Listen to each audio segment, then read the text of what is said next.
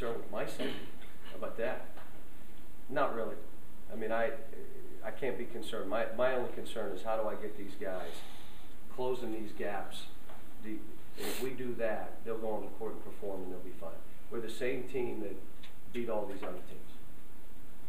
And, now it's, we're getting closer, getting better at what we're trying to do. Except the areas that are hurting us.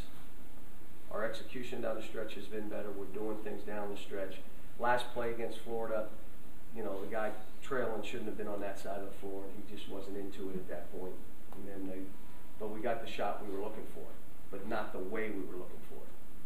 John, you talked about how crazy Kentucky fans are, and now you've lost 2 in a row. A lot of the players. This is the first time that's happened. How much mail, emails have you gotten? A lot of mail? Nothing. Nothing? No. I haven't. Plus, I don't read it. So what I usually say is, be with the guys. And if you want to blame anybody for what we're doing, you blame me. It's on me. I'm the coach.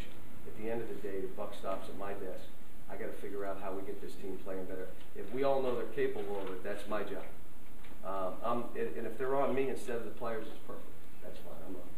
I'm a big boy. I've been fired before. You won't believe that. So I've been through enough. Somebody write me a letter saying that I don't know what I'm doing.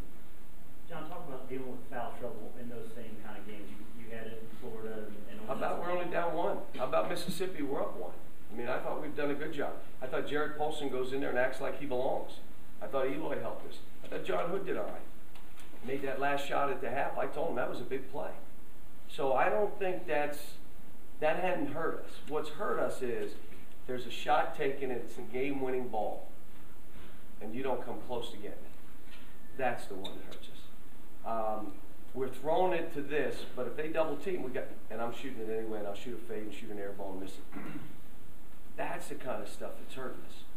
And so, but they understand. I mean, got to come together as a team. I don't think yet. Last year's team did everything together, and they were truly a team with the will to win. This year's team's they're not together that way. They like each other and all that, but I mean, you got to be a bond. You got to be throwing, instead of a fist this way, you're throwing this. And so we're not quite there yet. But I'm talking, here's what a crisis brings around. Crisis brings about change. Meetings, individual meetings, they're a waste of time. Team meetings, they're a waste of time. Crisis will bring about change, unless you really don't care. And if you don't care, everybody's going to see it.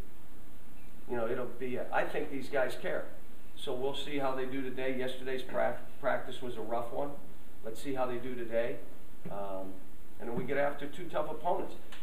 We've got 2 home games. We've got Tennessee at home and Vanderbilt at home.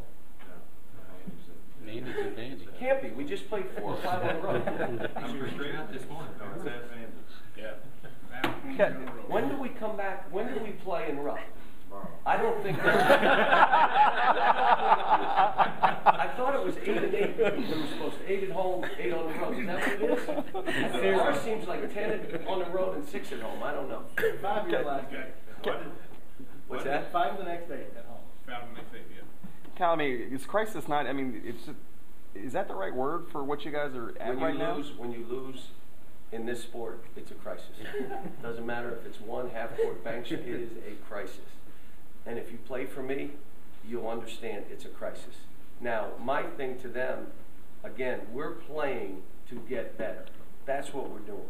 And along the way, you'll win games. So I'm not talking to them as far as we have to win this next game. We don't. It's going to be a hard game. The next one's going to be a hard game. What we got to show is we're going to get better. Because if we get better, at the end of the day, this is all going to play out lovely. If we don't get better, you don't change. And we don't get better, it'll be ugly. And so my whole goal for us, and every year I coach, get better. That's what we're trying to do. If we win and we play poorly, I'm all over. If we had won this last game, hopefully I would have watched the tape and been just as mad. The problem is, I might not have been. I might have thought, okay, we're okay. Stick your head in the sand. We finally won a game. Can't be that way when you're coaching, especially a young, inexperienced team. Even the guys returning inexperienced, and this stuff is thrown at them. So John, Last question. has it been a long time since you dealt with this as a college coach this late in the year? You won so much at Memphis. Well, yeah, it's been a while. Couple, you know. When's the last It's time been a while. But when's the last time you used the word crisis in February? How many years? no, I use crisis all the time wherever I coached. If crisis brings about change.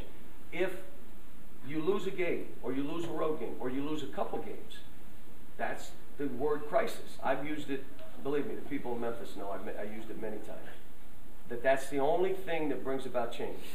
Winning close, and you do it too much and you don't change, then you start to lose, and you lose 1, 2, 3, 4. You lose them in a row because you didn't change here. So, but like I said, I still like my team. I like our chances. We'll find out, you know, how we play, and if we're playing better and we're doing the right things, yet it's not good enough, you move on and say, let's just keep improving. We're fine. We're still one of those teams. You know, again, at the end of the day, your name pops up there. There ain't a whole lot of people wanting to play. So. So they haven't bonded yet. This late in the season, how do they bond? How do you do that? They're good. They're good with each other, but there's a difference between being you're close and having you love each other. There's a total love. I got your back. I'm my brother's keeper. They're not quite there yet, and so we just got to know, man. We got to look after each other. We got to cover for each other. Everybody's responsible to the other guy. What's that mean? If you're supposed to do something on the court, do it. You got to be responsible to everybody, not just what you feel like it. You know what I'm saying? That we don't have that. I'll break off a play. I may not do something one time. I won't help the way I wasn't thinking. I'm sorry. And again, it comes down to if you love your brother, you're not going to leave him bare. You're going to cover for him. If you're supposed to do something for your brother, you will do it. You're not going to act like it's okay if I don't every once in a while. Or if he's open, I'm just not going to give it to him. I'm going to shoot it myself. We just got those little things that we got to figure out. All right, you understand. Let's take a step up. Let's get better. All right, guys.